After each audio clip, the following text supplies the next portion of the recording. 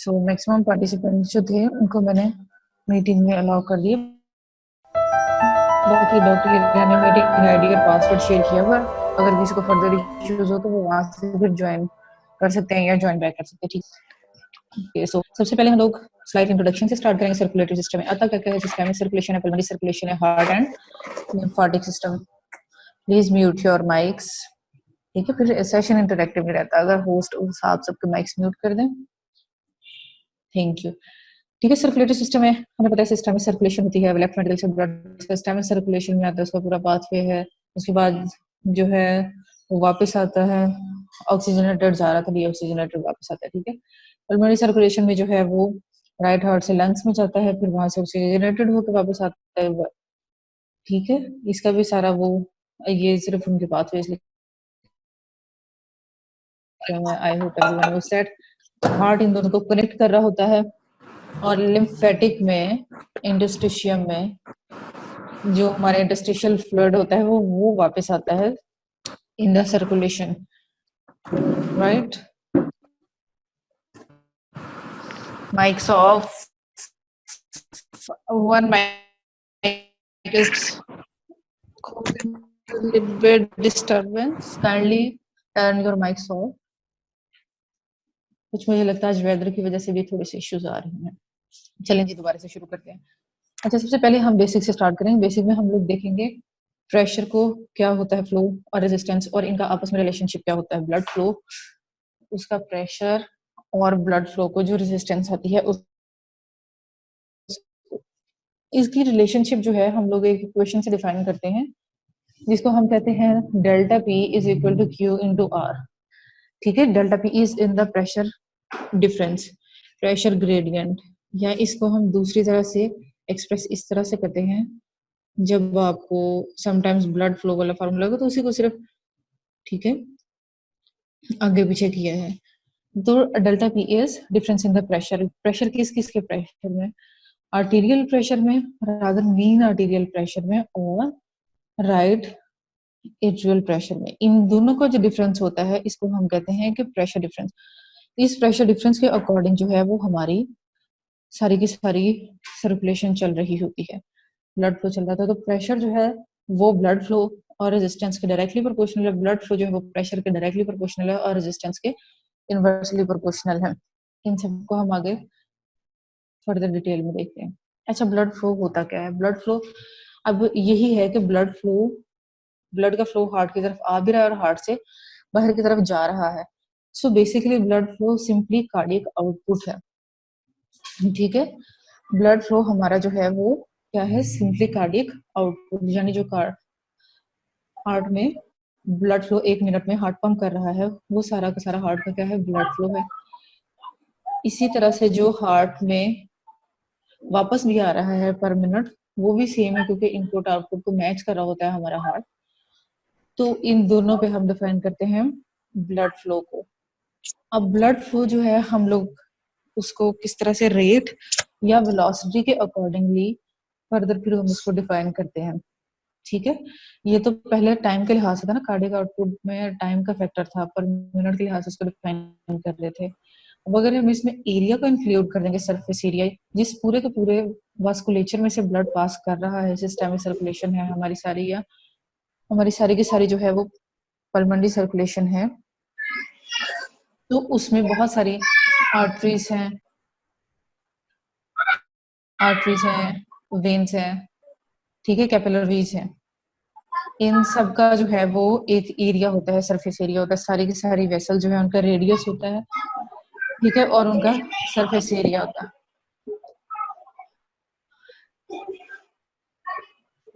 Okay, सो अब हम लोग रेट को किस तरह से डिफाइन करते हैं? इस क्रॉस सेक्शनल एरिया की वजह से या सरफेस एरिया की वजह से। क्रॉस सेक्शन एरिया का मतलब ये है कि जब हम वेसल को जो है वो किसी भी पॉइंट से हम लोग कट करें, और कट जो है वो हमने उसको ट्रांसवर्सली करना है, नॉट लॉन्गिट्यूडनली। ठीक है, अगर हम उसको ट्रांसवर्सली लें तो वो उसका जो है वो एक क्रॉस सेक्शनल एरिया बनता है उस वेसल का।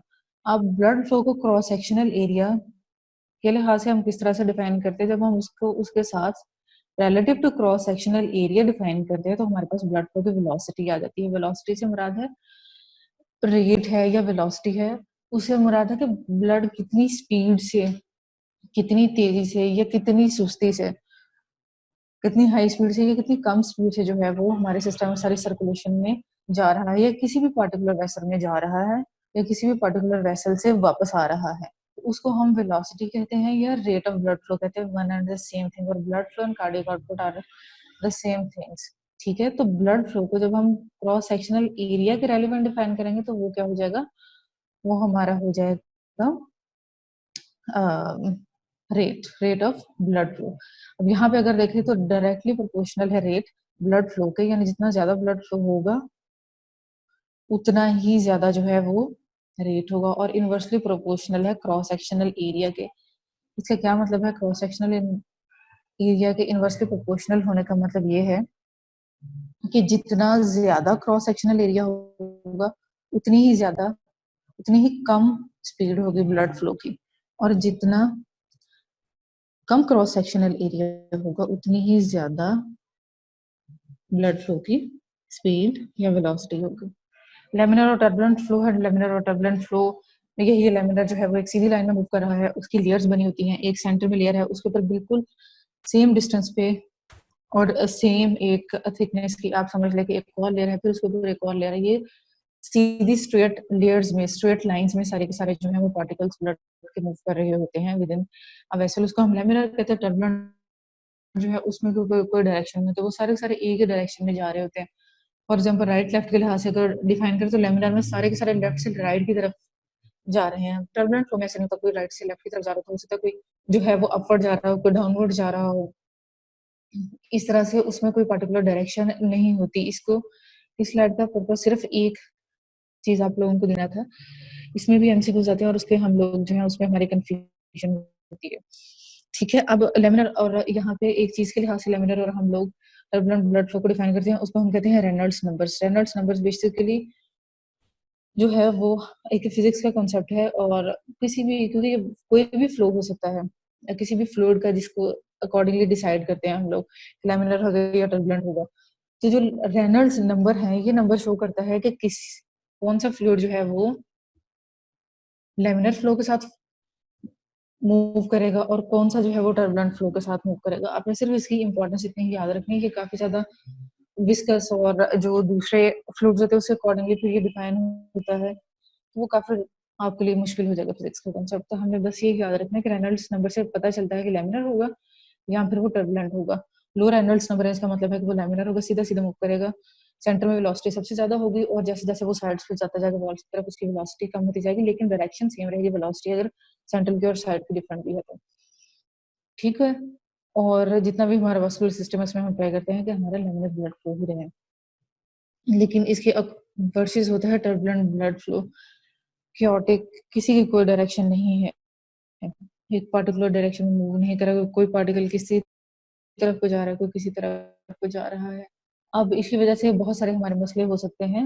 मसले ये हो सकते हैं कि जब स्मूथ फ्लो नहीं होता है, कि डायरेक्शन में नहीं जा रहा होता, तो ब्लड स्टेसिस के, ब्लड के वहां पे पूलिंग के चांसेस जो है वो ज्यादा हो जाते हैं। जब ब्लड पूल होता है तो उसकी वजह से थ्रोम्बस फॉर्मेशन हो सकती है। दूसरा ये है कि वो वेसल वॉल जो है हमारी, उसके ऊपर भी शेयर फोर्स, जो उसके प्रेशर इफेक्ट्स हैं वो अनइक्वली डिस्ट्रीब्यूट होते हैं, वेसल थ्रोम्बस फॉर्मेशन हो जाती है, और हमारे वेसल जो है उसमें रेजिस्टेंस भी इंक्रीज हो जाती है।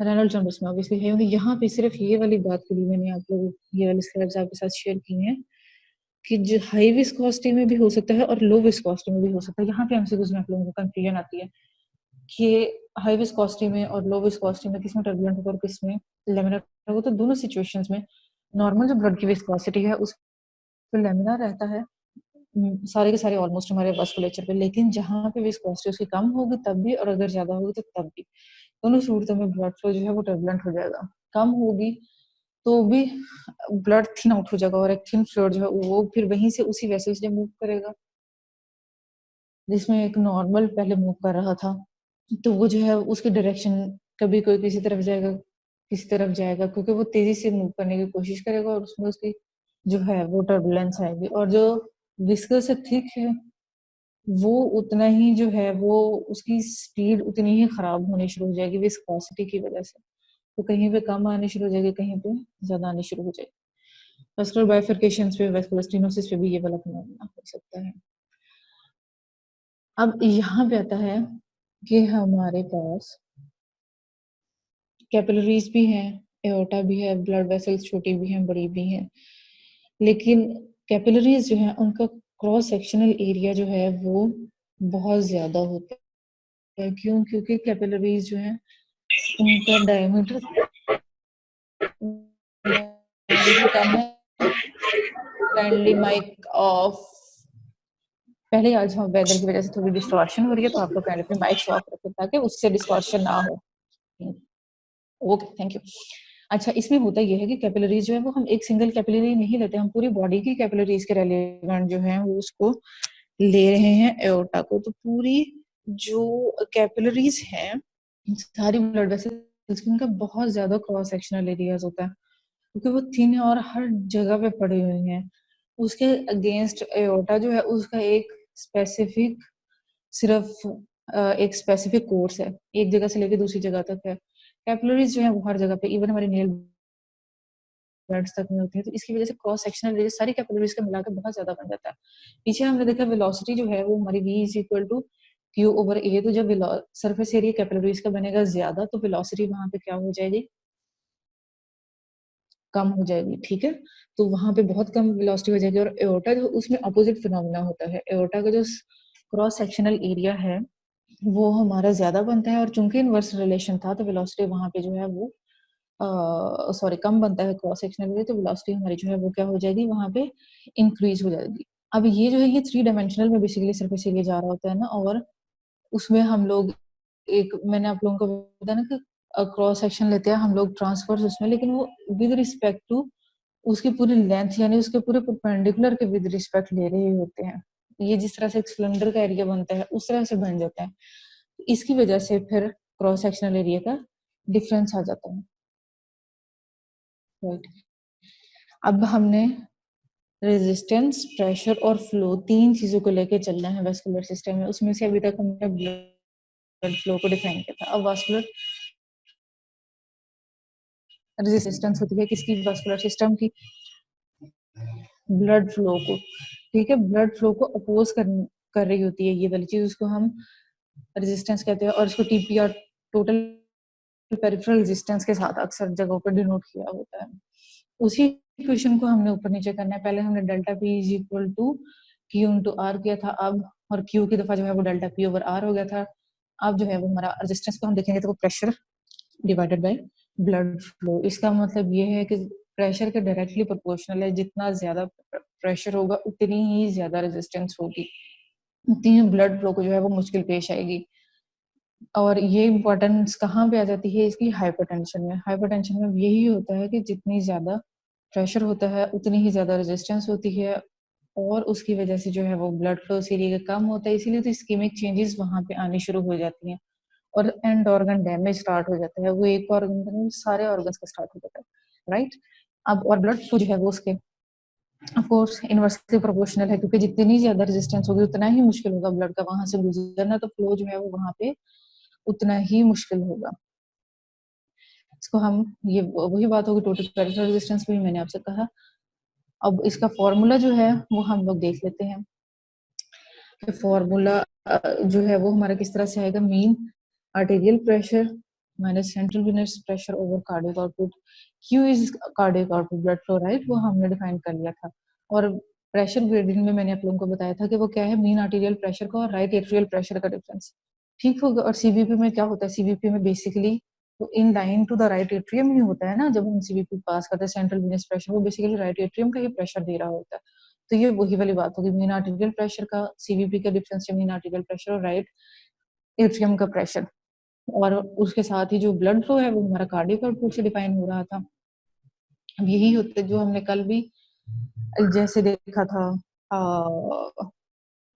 वीनस रिटर्न कम या ज्यादा के अकॉर्डिंगली हम लोगों ने डिफाइन किया था स्ट्रोक वॉल्यूम को और कार्डियक आउटपुट को। तो बिल्कुल यहाँ पे भी वही वाला फिनोमेना होगा कि जितनी ज्यादा हमारी वेजोकंस्ट्रिक्शन होगी उतनी ही ज्यादा जो है वो रेजिस्टेंस आएगी।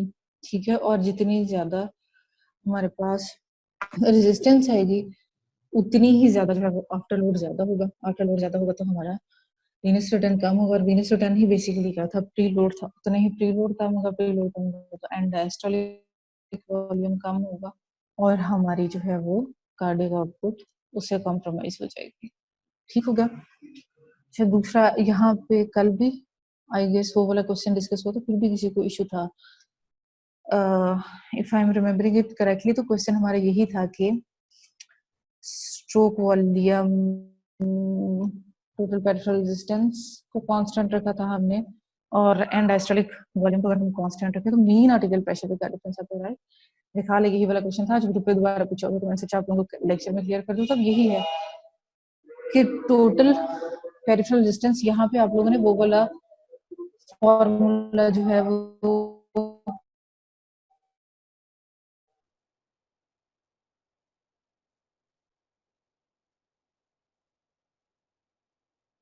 ये टोटल पेरिफेरल रेजिस्टेंस के ऊपर ये वाला जो फॉर्मूला है, अगर हम कार्डियक आउटपुट को इस तरफ ले जाएं और टोटल पेरिफेरल रेजिस्टेंस को इस तरफ ले आए तो इसका क्या मतलब होना, ठीक है। यहाँ से अगर हम लोग इसको ले जाए,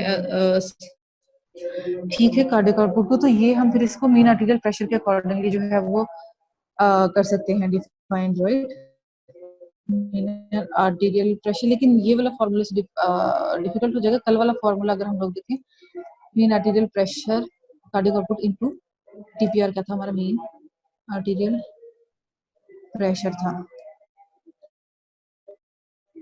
ठीक हो गया। तो यहाँ पे अगर हम लोग टोटल पेरिफेरल रेजिस्टेंस को रखते हैं कांस्टेंट, यहाँ पे अब एंड डायस्टोलिक वॉल्यूम के लिए हम लोग ये वाला कार्डियक आउटपुट को पहले हम देखते हैं कि वो heart rate into stroke volume था। स्ट्रोक वॉल्यूम जो था वो हमारा क्या था, एंड डायस्टोलिक वॉल्यूम का, और डिफरेंस था with and systolic volume, right. Basically अब यहाँ पे मीन आर्टेरियल प्रेशर का आपने डिफरेंस देखना है। आपने ये रखा है टीपीआर को कांस्टेंट रखा है, कार्डियक आउटपुट में से कार्डियक आउटपुट कहाँ से आते हैं, स्ट्रोक वॉल्यूम। स्ट्रोक वॉल्यूम जो है वो एंड डायस्टोलिक वॉल्यूम पे डिपेंड करता है, और एंड डायस्टोलिक वॉल्यूम को भी कांस्टेंट रखा है। इसका क्या मतलब हुआ कि हमारा जो है वो एंड डायस्टोलिक वॉल्यूम जो है वो कांस्टेंट है, और सॉरी, हमारी जो टोटल पेरिफेरल रेजिस्टेंस है और एंड डायस्टोलिक वॉल्यूम जो है वो हमारा कांस्टेंट रहा है। तो उससे क्या होगा कि हमारा जो है स्ट्रोक वॉल्यूम पे क्या असर पड़ेगा, राइट। अब अगर हम यहाँ पे देखें तो हमारा स्ट्रोक वॉल्यूम जो है कार्डियक आउटपुट को क्योंकि हमने मेंटेन रखना है, तो हमारा स्ट्रोक वॉल्यूम और mean arterial pressure, stroke volume, cardiac output, mean arterial, ठीक है। ये हमने कल भी क्वेश्चन डिस्कस किया था। आई होप आज ये आप लोगों को क्लियर हो गया है। अगर मुझे क्वेश्चन जो है वो सही तरह से याद है, अगर नहीं अभी भी क्लियर हो तो हम इसको एंड पे जो है वो दोबारा डिस्कस कर लेंगे। एक फॉर्मूला है तो मैंने कहा कि आप लोग ये वाली जो है वो हम लोग दोबारा से इस कंफ्यूजन को दूर कर लें, ठीक है। अब रेजिस्टेंस जो है वो डिपेंड करती है, उसको हम डिफाइन करते हैं अकॉर्डिंग टू पॉइसेलीज इक्वेशन, ठीक है। पॉइसेलीज इक्वेशन होती क्या है, इसका फॉर्मूला जो है वो है 8 into mu L over pi R four. यहाँ पे आर फोर पर असल में लेंथ का सारा जो है वो चक्कर है। ये हमारा ठीक हो गया, विस्कोसिटी लेंथ और है इस इक्वेशन के अकॉर्डिंग। अगर हम लोग देखें रेजिस्टेंस जो है जितनी ज्यादा भी विस्कोसिटी होगी उतनी ही ज्यादा जो है वो रेजिस्टेंस आएगी, ठीक है। ये तो हमने पीछे देख लिया कि विस्कोसिटी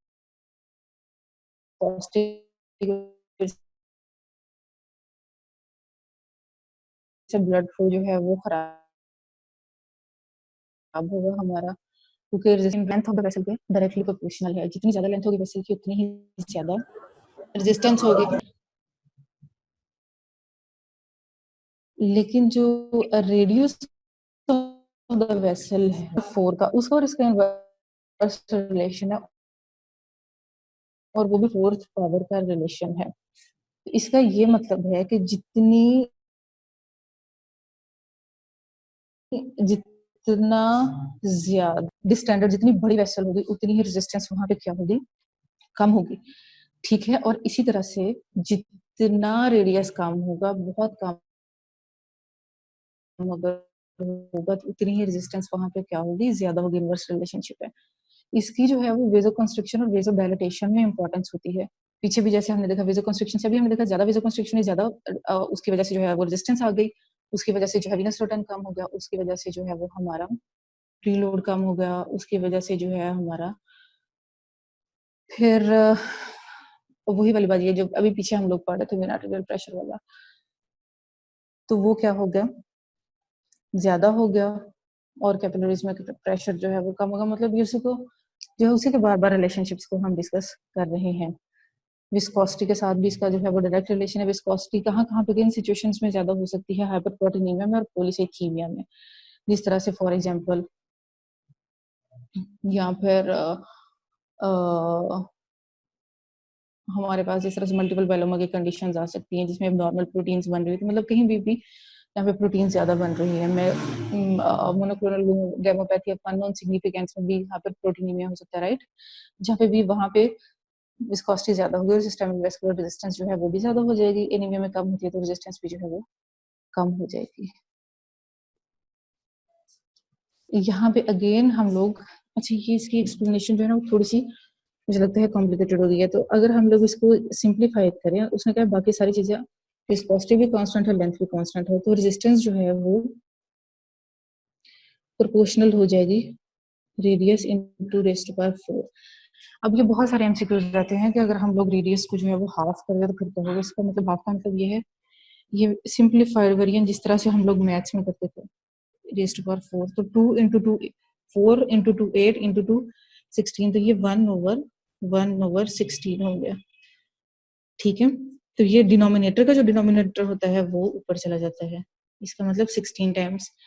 तो अगर आप किसी भी वेसल वॉल का रेडियस जो है वो हाफ कर दें नॉर्मल से, इसका मतलब है कि रेजिस्टेंस जो है वो 60 टाइम्स 16 टाइम्स 16 टाइम्स जो है वो इंक्रीज हो जाएगी। 50% रिडक्शन का क्या मतलब है, आपने उसका रेडियस जो है वो हाफ कर दिया है। अगर 25% आए तो इसी को आप सिंपली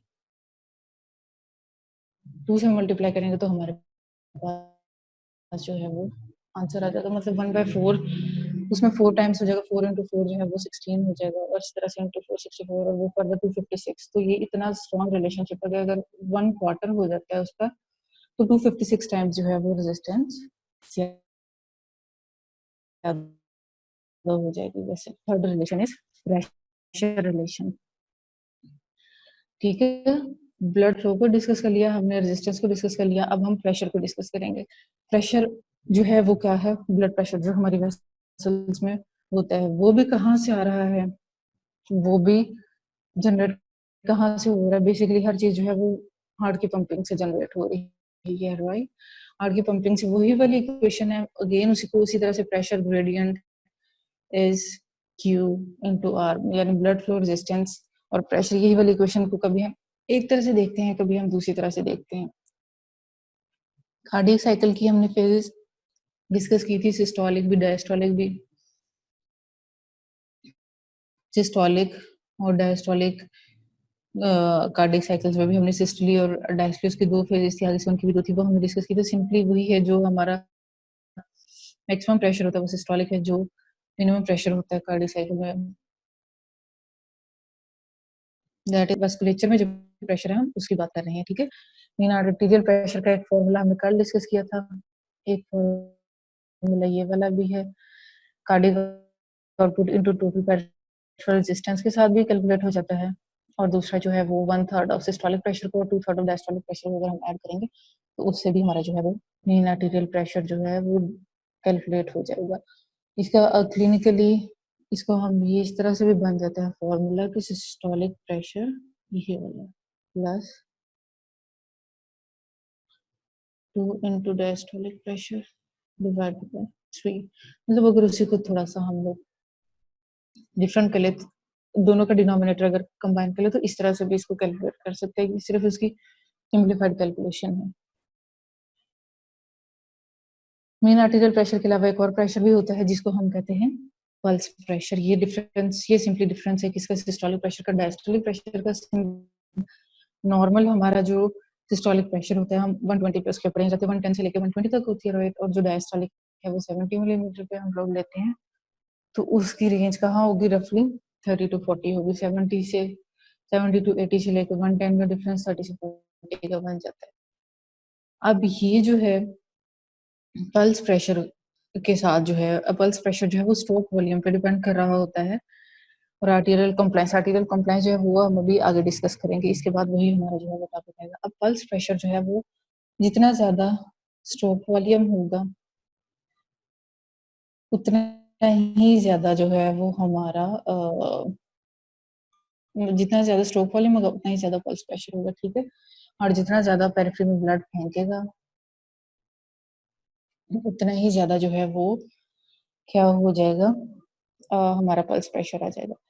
और आर्टीरियल कॉम्प्लायंस के जो है वो इनवर्सली प्रोपोर्शनल होता है। इसका क्या मतलब है, इसका मतलब ये है आर्टीरियल कॉम्प्लायंस या आर्टीरियल कैपेसिटेंस भी हम इसको कहते हैं, ये डिपेंड करता है कि एक टाइम में ब्लड कितना अकोमोडेट कर सकती है एक वेसल।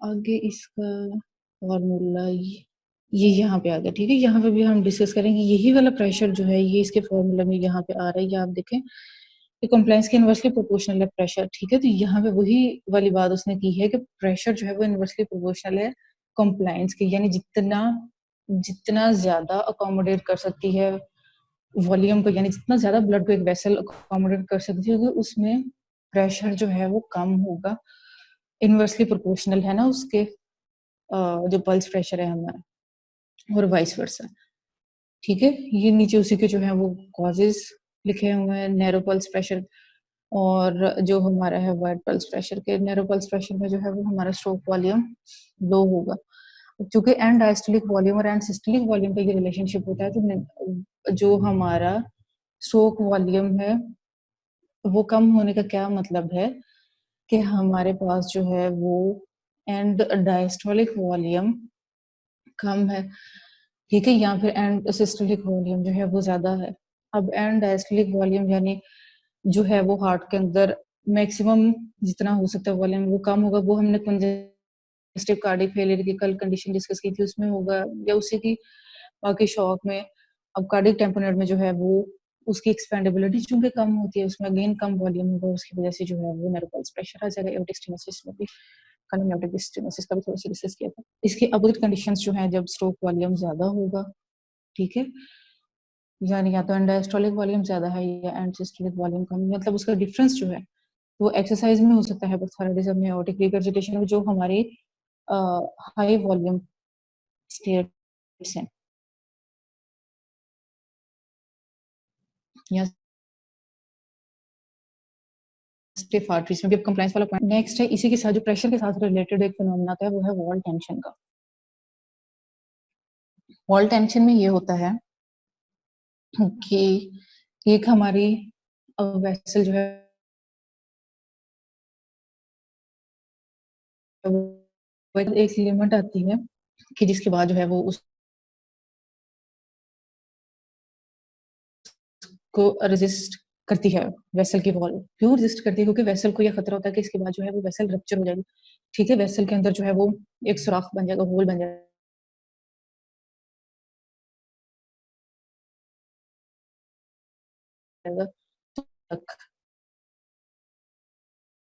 तो ये इसको हम कहते हैं वॉल टेंशन। ये वॉल कैचर है उस पर डिपेंड कर रही होती है कि वॉल टेंशन जो है वो कितनी ज्यादा है या कितनी कम है, और ये रेडियस पे डिपेंड करती है और वॉल थिकनेस पे। थिकनेस जो है वो बन रही होती है और कहीं पे ज्यादा, जैसे मसल्स की वजह से बन रही होती है,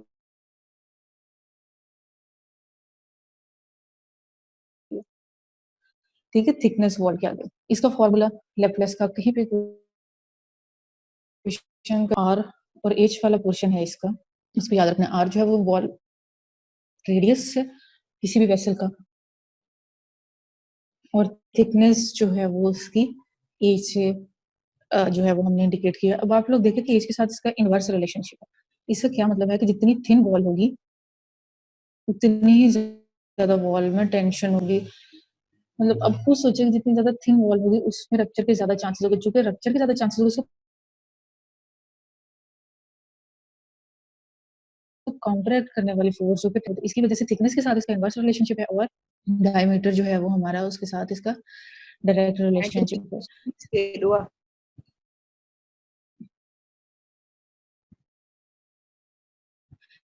ओके ठीक है, तो ये वाला रिलेशनशिप जो है वो आपने इसमें याद रखना है। इससे फिर हमारी जो है जितनी ज्यादा थिक वॉल होगी उसमें उतना ही कम जो है वो हमारा टेंशन जनरेट होगी। और इसी तरह से जितनी एक्सपेंडेड, जितना रेडियस ज्यादा होगा, जितनी चौड़ी होगी हमारी उसमें उतनी ही ये रिलेशन इस तरह से डिस्कस करते हैं कि प्रेशर के साथ भी इसका देखे होते हैं। तो एक चीज को अगर आप कांस्टेंट रखेंगे तो दूसरी का क्या है, ये हम लोग इस तरह से कर रहे थे। तो अब यही होता है कि जो हमारे आर्टरीज हैं उनमें ज़ाहिर है हाई प्रेशर होता है और उसके अलावा जो है उनकी थिक वॉल्स भी होती हैं, डायमीटर्स उनके जो हैं वो कम होते हैं, इंटरनल डायमीटर्स, क्योंकि सारी की सारी जो है वो उसकी थिकनेस तो वॉल ले जाती है। तो बीच में जो उसका ल्यूमन है वो फिर थिन बचता है, रेडियस जो है वो उसका कम होता है और इसी की वजह से जो है वो उसकी वॉल में क्या होता है, टेंशन हमारी, आप देखें कि इसका डायरेक्ट रिलेशनशिप प्रेशर के साथ हुआ। ठीक है, थिक वॉल्स हुई जिसके साथ इसका इनवर्स रिलेशनशिप था और इंटरनल डायमीटर जो है वो उसका स्मॉल है। तो इसका फायदा क्या हो रहा है कि हाई प्रेशर्स को वो आराम से विदस्टैंड कर सकती हैं। हाई प्रेशर से जो है वो उसको इतना ज्यादा मसला नहीं होगा। हाई प्रेशर कंडीशंस में जो है वो उसको कंट्रोल कर लेगी अपनी टेंशन के थ्रू। लेकिन वेन में जो है वो अपोजिट ट्रू है, क्योंकि वेन्स में हमें पता है कि थिन वेसल वॉल्स हैं और लार्ज डायमीटर्स हैं। ठीक है, यहाँ पे दो कॉन्सेप्ट्स हैं, ब्लड फ्लो इलास्टिसिटी। और ब्लड फ्लो इलास्टिसिटी जो है वो इंडेक्स होता है किसका, ब्लड वेसल इलास्टिसिटी जो वो किसका है, वो कंप्लायंस। कंप्लायंस और इलास्टेंसिस के अपोजिट फिनोमेना जो है, ये दो चीजें यहाँ पे आती है। कंप्लायंस का क्या मतलब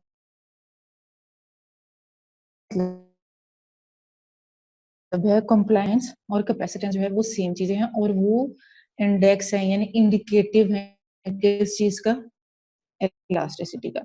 अब आप लोग इस तरह से एक चीज एग्जांपल लें, जैसे हम लोग एक बैलून लेते हैं फॉर एग्जांपल।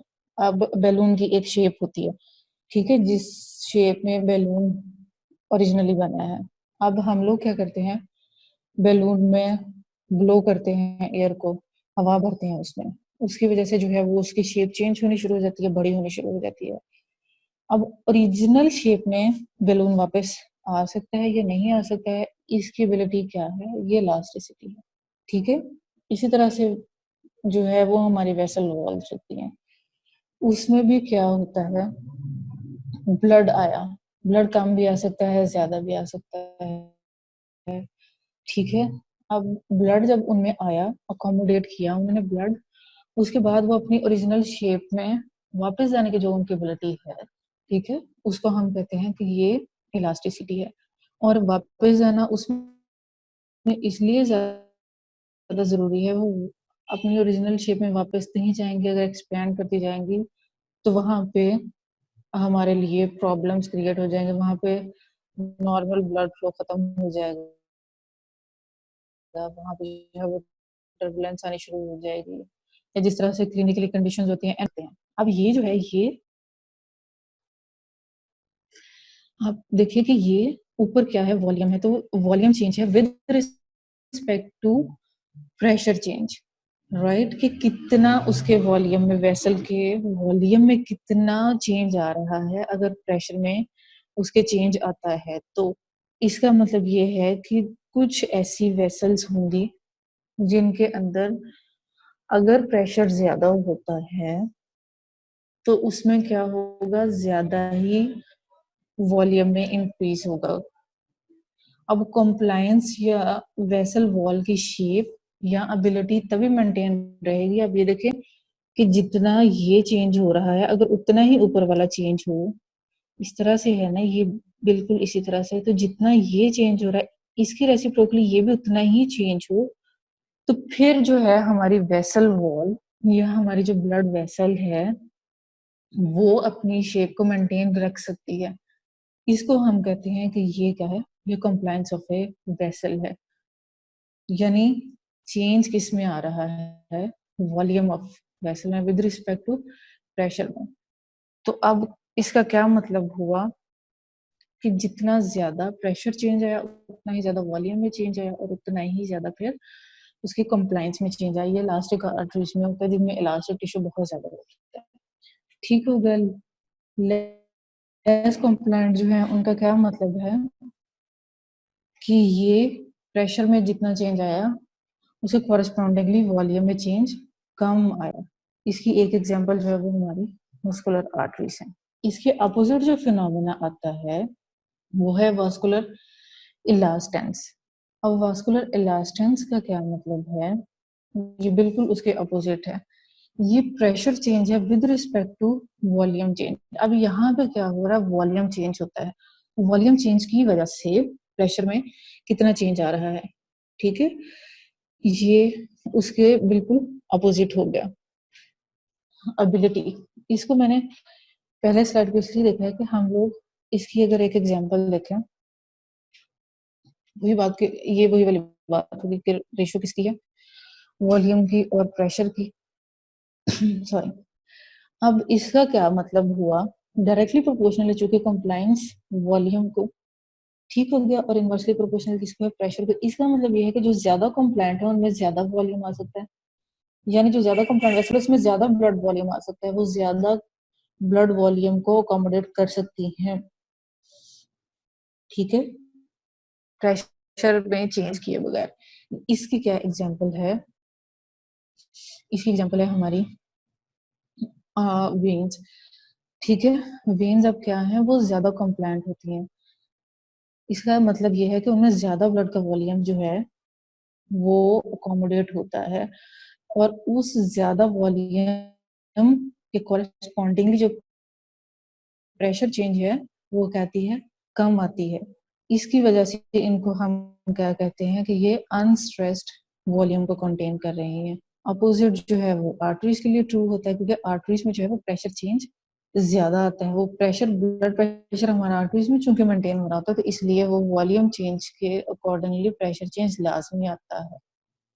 इसका एक, जैसे हम लोग इसी फॉर्मूला के तहत तो हम लोग ट्रांसफ्यूजन जो करते हैं, जैसे ही हमारे पास पेशेंट अगर आता है शॉक के साथ, ब्लड प्रेशर उसका कम होता है, उसको जैसे ही हम क्या करते हैं, वॉल्यूम देते हैं, बाहर से फ्लूइड दिया ना, वॉल्यूम दिया, वो वॉल्यूम अल्टीमेटली जाना तो आर्टरीज में है ना, क्योंकि आर्टरीज ने प्रेशर मेंटेन करना है। तो जैसे ही उनके अंदर वो ज्यादा वॉल्यूम आता है तो उसमें कॉरेस्पॉन्डिंगली इतना ही प्रेशर भी ज्यादा होता है। इसलिए एक पेशेंट जो कि हमारे पास आया होता है हाइपोटेंशन के साथ किसी भी वजह से, फॉर एग्जाम्पल डिहाइड्रेशन उसको हो गई है, उसका जो है वो ब्लड प्रेशर डायरिया या वॉमिटिंग की वजह से कम था, तो हमने उसको क्या दिया, वॉल्यूम दिया, वॉल्यूम की वजह से इसका इंक्रीज क्या हुआ, प्रेशर। ठीक है, यही हमारी जो है वो क्या है, वॉल्यूम की विद रिस्पेक्ट टू वॉल्यूम जब चेंज मतलब ये विद रिस्पेक्ट वॉल्यूम जो अकोमोडेट कर रही है वेसल्स, ठीक है, तो उसको हम क्या करें, विद रिस्पेक्ट टू प्रेशर, ये कंप्लायंस है। तो इसका क्या मतलब हुआ, हमारे वेन्स जो है वो ज्यादा कंप्लायंट है लेकिन कम इलास्टिक है, और हमारे आर्टरीज कंप्लायंट कम है लेकिन इलास्टिक ज्यादा है। ठीक है, यहीं पे अगर एमसीक्यूज देखे तो उसने यही कहा है हमें कि वेसल वॉल में जो मसल्स होते हैं, मसल्स पे डिपेंड कर रही होती है हमारे कॉम्प्लायंस, तो मसल टोन पे। इसीलिए आर्टरियोल्स जो हैं उसमें उसकी वेसल वॉल के लिहाज से काफी ज्यादा स्मूथ मसल्स होते हैं, इसीलिए उनमें जो है वो कंप्लायंस यानी ब्लड अकोमोडेट करने की सलाहियत जो है वो कम होती है। प्रेशर जो है वो उनमें फिर ज्यादा जनरेट हो जाता है, रेजिस्टेंस भी जो है वो हमारी ज्यादा आ जाती है। ठीक हो गया। अब यही वाला जो ब्लड प्रेशर था उसकी हम रेगुलेशन की बात करेंगे। ठीक है, ब्लड प्रेशर रेगुलेशन के हमने कुछ तो हमने इसको डिस्कस किया था, रीनल सिस्टम में भी डिस्कस किया था, जो रीनल एंजियोटेंसिन एल्डोस्टेरोन सिस्टम था, उसकी वजह से भी हो रही होती है। उसके अलावा क्या क्या चीजें होती हैं, कहाँ कहाँ से आ रही होती हैं, वो हम इसमें डिस्कस करेंगे। इसमें 3 चीजें हैं। सबसे पहली चीज जो है सेंसर जो है, ठीक है। पहले ब्लड प्रेशर नॉर्मल, हमारी बॉडी का ब्लड प्रेशर में अगर चेंज आएगी, ऊपर जाएगा या नीचे आएगा, तो उसको 3 चीजें फौरी तौर पे जो है वो उसको पकड़ेंगे, ठीक है। पहली चीज उसमें होती है बैरो रिसेप्टर्स, दूसरी चीज होती है वॉल्यूम रिसेप्टर्स, तीसरी चीज होती है कीमो रिसेप्टर्स। अब हमारे जो बैरो रिसेप्टर्स हैं, बैरो रिसेप्टर्स आप लोगों ने सुना होगा, जो हमारा एनवायरमेंटल प्रेशर जो है, बैरोमीटर्स होते हैं, एनवायरमेंटल प्रेशर को भी कैलकुलेट कर रहे होते हैं सारे।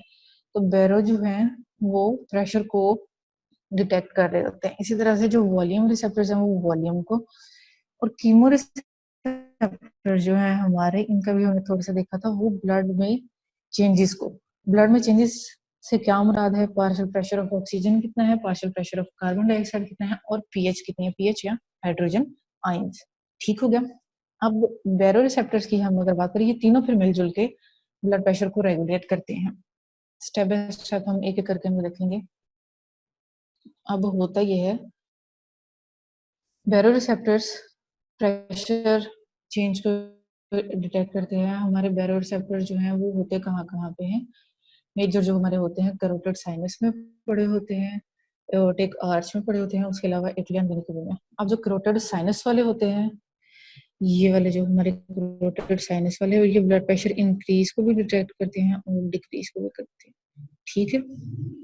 जो एओर्टिक आर्च वाले हैं, ये सिर्फ और सिर्फ ब्लड प्रेशर इंक्रीज को डिटेक्ट करते हैं, ठीक है, प्राइमरीली। ये दोनों हमारे मेजर सिस्टम्स हैं। अब हुआ क्या, दोनों कंडीशंस हो सकती हैं। ब्लड प्रेशर जो है वो ज्यादा हो गया, ब्लड प्रेशर जब हमारा ज्यादा हुआ, तो उन्होंने जो है वो फौरी तौर पे डिटेक्ट किया, किसने, कैरोटिड साइनस में जो हमारे बैरोरिसेप्टर्स पड़े थे, और जो एओर्टिक आर्च में पड़े हुए थे, ठीक है। इसकी फौरी तौर पे क्या होता है, जैसे ही प्रेशर इसका जो है वो उसको ज्यादा लगता है, उसकी फायरिंग रेट ज्यादा हो जाता है, वो ज्यादा तेजी से जो है वो इम्पल्सेस भेजना शुरू कर देता है आफ्रन पाथवे से ब्रेन को। आफ्रन पाथवे इसका जो है वो कहाँ कहाँ से है, लोसोफ्रेंशियल डर्म्स, और वो फिर वेगस, इन दोनों के थ्रू सिग्नलिंग ब्रेन में जाती है। ब्रेन में कहाँ पे जाती है, ब्रेन में जाती है मेडुल्ला में, न्यूक्लियस ऑफ अट्रैक्टर सॉलिटेरियस, जो सॉलिटरी न्यूक्लियस होता है वहां। अब जब वहां पे गई, तो उसने 2 काम किए, उसने पैरासिम्पथेटिक और सिंपथेटिक इनर्वेशन दोनों को देखा है, ठीक है। पैरासिम्पथेटिक, अब चूंकि ब्लड प्रेशर ज्यादा है, ब्लड प्रेशर को क्या करना है, नीचे लेकर आना है। पैरासिम्पथेटिक एक्टिविटीज में क्या करेगी, पैरासिम्पथेटिक आउटफ्लो की वजह से हार्ट रेट जो है वो कम हो जाएगा। हार्ट रेट हमारा किस तरह से कम होगा, फनी सोडियम चैनल जो है फेसफुल डिपोलराइजेशन में एवी नोड पे और हमारे एसओ नोड पे जो होते हैं, उसकी जो है वहां पे जाके हमारे जो है हार्ट रेट को कंट्रोल करेगा पैरासिम्पथेटिक एक्टिविटी की वजह से, ठीक है। अब जैसे ही हमारा हार्ट रेट जो है वो कम होगा, दूसरी तरफ से सिर्फ लेकिन एक फिनोमेना नहीं, सारे काम होने चाहिए ना, हार्ट रेट भी कम हो, कॉन्ट्रैक्टिलिटी भी उसकी कम हो, कंडक्शन भी कम हो, सारा कुछ, ठीक है। तो कुछ काम जो है पैरासिम्पथेटिक एक्टिविटी की वजह से होगा, बाकी सिंपैथेटिक ड्राइव जब काम हुई, तो सिंपैथेटिक ड्राइव ये सारे काम कर रही थी। तो इस तरह से ये सारे काम जब हुए, यानी नेगेटिव आइनोट्रोपिक, क्रोनोट्रोपिक, ड्रोमोट्रोपिक, ये सारे के सारे इफेक्ट्स आए, तो हमारा ब्लड प्रेशर जो है वो कम हो गया, हार्ट रेट कम हो गया। हार्ट रेट कम होने के साथ साथ जो है वो स्ट्रोक वॉल्यूम भी कम हो गया, कार्डियक आउटपुट भी कम हो गई, और हमारा जो है वो ब्लड प्रेशर भी कम हो गया, ठीक है। क्योंकि हमने ब्लड प्रेशर के लिए देखा था ना कि वो किन 2 चीजों पे, टोटल पेरिफेरल रेजिस्टेंस पे डिपेंड कर रहा था, और दूसरा किस पे डिपेंड कर रहा था, कार्डियक आउटपुट पे, यानी Q blood flow cardiac output था। तो वो वहां से जब उस इक्वेशन में से वो कम हुई, तो बाकी चीजें भी क्या होगी, कम होगी। माइक्स प्लीज अभी के लिए। ऑफ रखें, थैंक यू। यहाँ पे एक एंड पे मैंने जो है वो लाइन लिखी हुई है, और वो लाइन क्या लिखी हुई है, कुशिंग रिफ्लेक्स। या कुशिंग रिफ्लेक्स जो है उसमें भी ये सारी चीजें आती हैं। कुशिंग रिफ्लेक्स जो है वो हम एंड पे करते हैं। इसमें एक और चीज भी आती है, इसके कंपोनेंट को भी, ठीक है। तो कुशिंग रिएक्शन में बस अभी ये देख ले, हाइपरटेंशन है, ब्रेडिकार्डिया और रेस्पिरेटरी डिप्रेशन है, तो वो कहाँ कहाँ से आता है वो अभी तीनों चीजें जब डिस्कस कर लेंगे फिर हम इसको देखते हैं। सेकेंडली हमारे पास होते हैं वॉल्यूम रिसेप्टर्स, वो ब्लड वॉल्यूम को डिटेक्ट करते हैं। और ये कहाँ कहाँ डिटेक्ट करते हैं, वॉल्यूम रिसेप्टर जो हमारे होते हैं ये हमारा डिटेक्ट करते हैं, ये डिटेक्ट करते हैं चेंजेस को पल्मोनरी सर्कुलेशन में भी, ब्लड फ्लो को, और उसके अकॉर्डिंगली फिर जो है वो एडजस्ट करते हैं हमारे ब्लड फ्लो को। ओके, अच्छा जी, अब ये वॉल्यूम वाले जो हैं ये कहाँ कहाँ से हुई, इसमें भी क्या कहता है, ऑटोनॉमिक नर्वस सिस्टम आते हैं, एपिल नाइट्रोयूरेटिक पेप्टाइड आता है और एंटी डायूरेटिक हार्मोन आता है। ये दो स्पेशल रिफ्लेक्सेस के थ्रू करते हैं, हमको कहते हैं एट्रियल रिफ्लेक्स और डायूरेसिस रिफ्लेक्स। ये दोनों आगे आएंगे, वहां पे हम उनका भी डिस्कस कर लेते हैं, ठीक है। कि वॉल्यूम अगर होगा तो उसमें फिर क्या होता है, ये कहाँ कहाँ पे पड़े होते हैं, एट्रिया पे, पल्मोनरी आर्टरी पे और कार्डियक, एट्रिया पे, पल्मोनरी आर्टरी पे और कार्डियक आर्टरी, मतलब लो प्रेशर सिस्टम्स जो है हमारे वहां पे। अच्छा, ये अब आ गए हमारे कीमोरिसेप्टर्स। कीमोरिसेप्टर्स मैंने आप लोगों को बताया था कि तीन चीजों में चेंजेस को डिटेक्ट करेंगे, कार्बन डाइऑक्साइड में, ऑक्सीजन में और पीएच में। कीमोरिसेप्टर्स जो हैं ये भी पेरिफेरी में भी पड़े होते हैं और सेंट्रल भी पड़े होते हैं। पेरिफेरी में कहाँ कहाँ पे पड़े होते हैं, अगेन कैरोटिड साइनस में और बॉडीज में पड़े होते हैं। अब जो पेरिफेरल हमारे होते हैं ना, तो वो decrease partial pressure of oxygen को, डिक्रीज पीएच का क्या मतलब है, इंक्रीज हाइड्रोजन आयंस, ठीक है, और increase partial pressure of carbon dioxide, तीन चीजों को डिटेक्ट करते हैं। जो हमारे सेंट्रल होते हैं वो सेंसिटिव होते हैं कार्बन डाइऑक्साइड को और पीएच को, ठीक है, वो इन दोनों चेंजेस को ज्यादा सेंसिटिव होते हैं। ठीक हो गया, ये पेरिफेरल में और सेंट्रल में एक तो डिटेक्शन का यहाँ पे फर्क आ गया। अब इसमें से पेरिफेरल में क्या हुआ, इनमें से कोई भी इशू आ गया, यानी कि हमारा पार्शियल प्रेशर ऑफ ऑक्सीजन कम हो गया, पीएच कम हो गई, या हाइड्रोजन ज्यादा हो गया, या फिर partial pressure of carbon dioxide जो है वो ज्यादा हो गया। अब उससे क्या हुआ कि जैसे ही इनमें से कोई भी चेंज आए तो आफ्टर नर्व्स ने फायरिंग क्या कर दी, ज्यादा कर दी। उसकी वजह से सिंपैथेटिक आउटफ्लो क्या हो गया हमारा, ज्यादा हो गया। सिंपैथेटिक आउटफ्लो की वजह से हमने क्या कहा था, क्या हो रही होती है, विज़ोकंस्ट्रिक्शन, ठीक है। लेकिन यहाँ पे एक इंटरेस्टिंग बात ये है कि ये सिर्फ सिंपैथेटिक आउटफ्लो को ज्यादा नहीं करता, ये पैरासिम्पैथेटिक को भी ट्रांजिएंटली ज्यादा करता है। दोनों चीजें ज्यादा हो रही होती है, सिंपैथेटिक भी और पैरासिम्पैथेटिक भी। सिंपैथेटिक का फायदा ये विज़ोकंस्ट्रिक्शन ज्यादा होती है, और जो पैरासिम्पैथेटिक है उसका फायदा ये होता है कि हार्ट रेट को कम करता है। हार्ट रेट को कम करने वाली बात, अब कुशिंग रिफ्लेक्स कुछ कुछ चीज के साथ कनेक्ट हो रहा है, ठीक है। तो अब जो है ये दोनों काम जो है हमारे हो रहे होते हैं कि हमारा हार्ट रेट जो है वो भी ट्रांजिएंटली कम कर देता है, और हमारी वेंटिलेशन जो है यानी रेस्पिरेटरी रेट है उसको ज्यादा कर देता है। ये तीन चेंजेस आती हैं।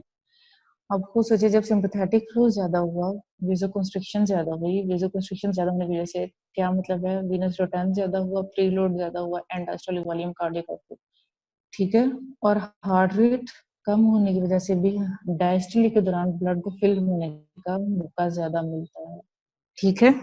तो ये सारी की सारी कोशिशें किस लिए हो रही हैं, कार्डियक आउटपुट ज्यादा ज्यादा होगी तो उसका क्या फायदा होगा, ऑब्वियसली ऑक्सीजन डिलीवरी में वो ज्यादा होगी, चूंकि ऑक्सीजन कम थी तो ऑक्सीजन डिलीवरी को बॉडी ज्यादा करने की कोशिश कर रही है। इसी तरह से जो हमारे सेंट्रल है वो partial pressure of carbon dioxide को और पीएच को ज्यादा सेंसिटिव होते हैं, ठीक है, और वो भी सिंपैथेटिक आउटफ्लो को ज्यादा करते हैं, जिससे वेसोकंस्ट्रिक्शन होती है और वो सारी चीजें। तो इसका मतलब ये है कि जो पेरिफेरल वाले हैं वो ज्यादा काम कर रहे हैं और सेंट्रल वाले जो है वो कम काम कर रहे हैं, लेकिन दोनों का मैकेनिज्म जो है वो मिलता जुलता है। अब कशिंग रिएक्शन में क्या होता है, तीन चीजें होती हैं, ट्राइएड होती है, हाइपरटेंशन होती है, ब्रेडिकार्डिया होती है, रेस्पिरेटरी डिप्रेशन होता है।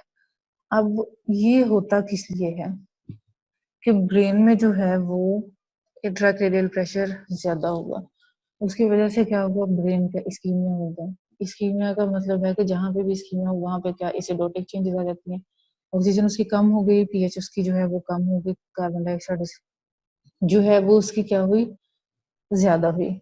इसको सारे चेंजेस को पार्टिकुलरली जो पीएच और कार्बन डाइऑक्साइड को सेंट्रल ने डिटेक्ट किया कि ब्रेन में ये मसला आ रहा है, सेंट्रल कीमोरिसेप्टर्स ने डिटेक्ट किया, फायरिंग ज्यादा होगी कीमोरिसेप्टर्स की, सिंपैथेटिक आउटफ्लो ज्यादा हो गया, वेसोकंस्ट्रिक्शन ज्यादा हुई, उसकी वजह से सारा का सारा कार्डियक आउटपुट ज्यादा हो गई और ब्लड प्रेशर ज्यादा हो गया। ठीक है, उसके साथ ये हाइपरटेंशन का हो गया, उसके साथ लेकिन जो है वो हमारा ब्रेडिकार्डिया भी हो रहा होता है और रेस्पिरेटरी डिप्रेशन का ब्रेडिकार्डिया जो उसका रिफ्लेक्स ब्रेडिकार्डिया होता है, यानी in response to high blood pressure. और वही जैसे हमने देखा कि पैरासिम्पैथेटिक आउटफ्लो ज्यादा हार्ट रेट को भी जो कम करता है, तो reflex bradycardia in response to high blood pressure जो है वो ब्रेडिकार्डिया होता है, हार्ट रेट को कम करने की कोशिश में। हार्ट रेट को कम करने की कोशिश में वही बात है कि हमारी जो कार्डियक आउटपुट है वो कम करने की कोशिश करता है ब्रेन। ठीक है, तो ये फिर पूरी की पूरी ट्राइएड आ जाती है तीन चीजों की, और रेस्पिरेटरी डिप्रेशन जो है वो हमारा अल्टीमेटली इस्कीमिक चेंज की वजह से आ जाता है।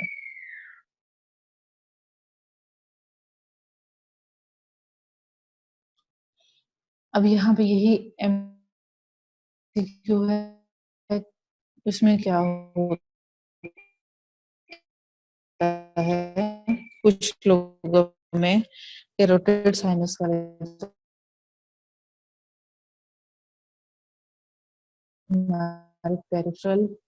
पेरिफेरल वो बहुत ज्यादा हो जाता है, जहाँ अगर वो टायर का एडम जाता लेवल पे लेवल प्रेशर आ जाए, तो फिर वहाँ पे फौरन क्या होगा, वो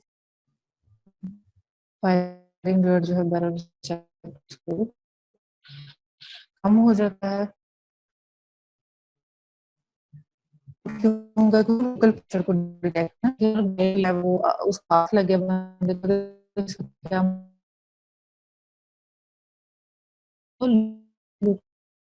करेंगे, कम होगा,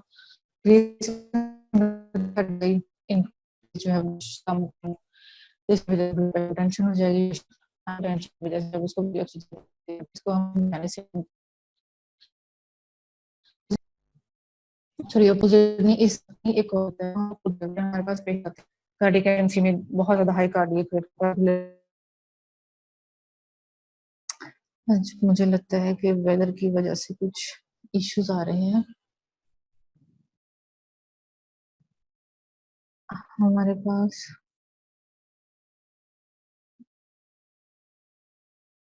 ओके, थैंक यू डॉक्टर। हाँ डॉक्टर नाम, आपके कोई क्वेश्चन हैं? I see you have raised hand.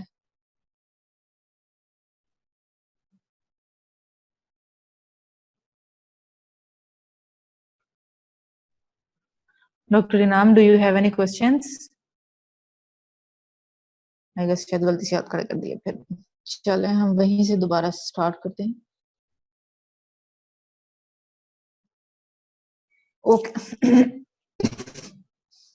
अच्छा जी, हम लोग ये डिस्कस कर रहे थे कि हमारे जो करोटेड साइनसेस हैं जिनकी लोकेशन नेक में होती है, अब उनमें क्या समटाइम्स मसला आता है, उनमें मसला ये आता है कि किसी ने टाइट कॉलर शर्ट पहन ली, किसी गर्दन जोर से पकड़ ली, जोर से जो है वो सर ऐसे करके घुमा दिया, इस तरह के कामों में क्या होता है, लोकल प्रेशर, अब उसने तो प्रेशर चेंज डिटेक्ट करनी है ना करोटेड ने, उसकी वेसल पे, वेसल वॉल पे प्रेशर की उसने डिटेक्ट करना है, वेसल वॉल प्रेशर से स्ट्रेच होनी है, उसने वो देखना है। अब वो चाहे इंटरनल हो चाहे एक्सटर्नल हो, उसको इस बात से कोई गर्ज नहीं है, तो जैसे ही वो एक्सटर्नल भी अगर प्रेशर आता है तो कैरोटिड साइनस उसको फौरन डिटेक्ट करता है as high pressure, high pressure वाला सारा का सारा मैकेनिज्म एक्टिव हो जाता है, फायरिंग रेट उसका जो है वो क्या हो जाता है, इंक्रीज ब्लड प्रेशर के उसमें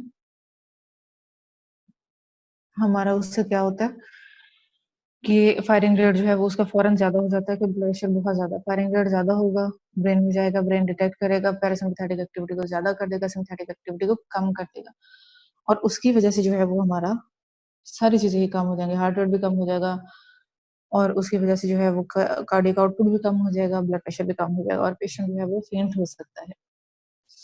ये अब एक पैथोलॉजिकल कैरोटिड साइनस सिंड्रोम, मतलब ये एक पैथोलॉजिकल इशू है, इसी को हम यूज भी करते हैं थेराप्यूटिकली। एसवीटी के जो हमारे सुपर वेंटिलेटर की कार्डियक के पेशेंट्स हमारे पास आते हैं, उनमें हार्ट रेट बहुत ज्यादा होता है, 200 के आसपास, 180, 200, 210 इस तरह से।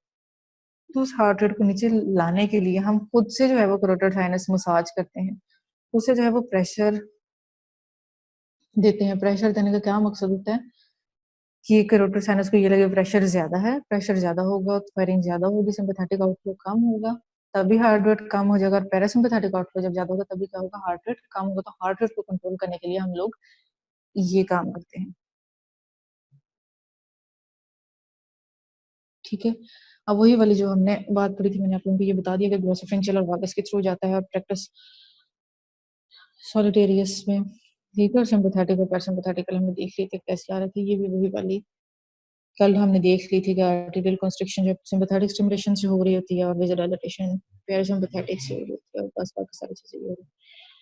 अच्छा, अब हम रेगुलेशन ब्लड प्रेशर की पढ़े थे, उसमें डिफरेंट मैकेनिज्म्स हम लोग पढ़ रहे थे। अभी तक हमने जो है वो ये देखा था कि सेंसर्स कौन कौन से हैं, पेरिफेरी में पड़े हुए, सेंटर में पड़े हुए, फिर उनके अकॉर्डिंगली हमारे पास सेंट्रल ब्रेन में क्या क्या सिस्टम्स है, रेगुलेशन है। और अब जो है वो उसकी हार्मोनल रेगुलेशन जो है वो आ जाती है, उसमें एट्रियल नाइट्रोयूरेटिक पेप्टाइड के थ्रू और एंटी डायूरेटिक हार्मोन के थ्रू रेगुलेशन आ जाती है। इसमें क्या हो जाता है, इसमें हम, अब मैंने आपसे पीछे कहा था ना कि जहाँ पे वॉल्यूम में दो हमारे पास रिफ्लेक्सेस थे, कि हम इसको डायूरेसिस और एट्रियल रिफ्लेक्स के हम इनको बाद में डिस्कस करेंगे। तो ये बिल्कुल ये वॉल्यूम, बेसिकली वॉल्यूम रिसेप्टर के थ्रू ये चेंजेस आ रही हैं, ठीक है।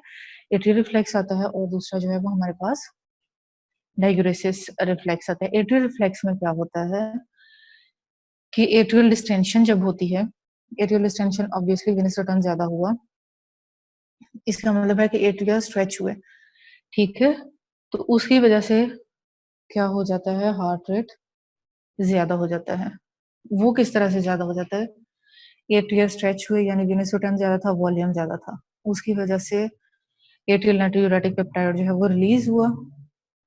एट्रियल नाइट्रोयूरेटिक पेप्टाइड रिलीज क्यों हो रहा है, वो ये कहना चाह रहा है कि मेरे पास वॉल्यूम ज्यादा है, वॉल्यूम कम करो हार्ट, और उसकी वजह से जो है वो सोडियम क्लोराइड की एक्सक्रीशन ज्यादा हो गई, और वो अपने साथ वाटर को भी ज्यादा ले जाता है किडनीज के थ्रू, ठीक है। और इस तरह से रेनिन सिक्रीशन की इनहिबिशन, यानी ये बिल्कुल रेनिन रिलीज के उल्टे वाला काम हो गया एट्रियल नाइट्रोयूरेटिक पेप्टाइड के थ्रू, ठीक है। तो इसने एक काम ये किया, दूसरा काम इसने ये किया कि पैरासिम्पैथेटिक इनर्वेशन इंक्रीज और सिंपैथेटिक इनर्वेशन डिक्रीज कर दी। उससे भी वही बात हुई कि पैरासिम्पैथेटिक इनर्वेशन ज्यादा होने की वजह से हार्ट रेट जो है वो हमारा कम हो गया, और जो हमारी सिंपैथेटिक इनर्वेशन कम है उसकी वजह से भी ये हार्ट रेट भी कम हो रहा है, कॉन्ट्रेक्टिलिटी, और ये सारी की सारी चीजों से डायस्टोलिक वॉल्यूम, कार्डियक आउटपुट, हर चीज उसको कम करने की कोशिश करेगा। ये इंक्रीज्ड वॉल्यूम कंडीशन में होता है, बॉडी जो है वो एक्सेसिव वॉल्यूम को कम करने की कोशिश कर रही होती है। हार्ट फेलियर में जो है वो हम लोग इसको फिनोमेना को ऑब्जर्व करते हैं, बॉडी पहले खुद ब खुद कंट्रोल करने की कोशिश करती है, जब नहीं होता फिर उसके बाद जो है वो हम लोगों को एक्सटर्नल ट्रीटमेंट लेने की जरूरत पड़ती है। और नाइट्रोयूरेटिक पेप्टाइड के लेवल्स हम लोग देखते हैं हार्ट रेट में, हार्ट फेलियर में, कि कितने लेवल्स हैं, उन लेवल से भी जो है वो हम लोग हार्ट फेलियर की डेफिनेशन करते हैं। ये भी एक क्राइटेरिया होता है, हम बकायदा मेजर करते हैं कि वो कितना रिलीज हो रहा है, और उसे हार्ट फेलियर की इंटेंसिटी का अंदाजा करते हैं। और अपोजिट जो है वो उसी तरह से ट्रू है हमारा।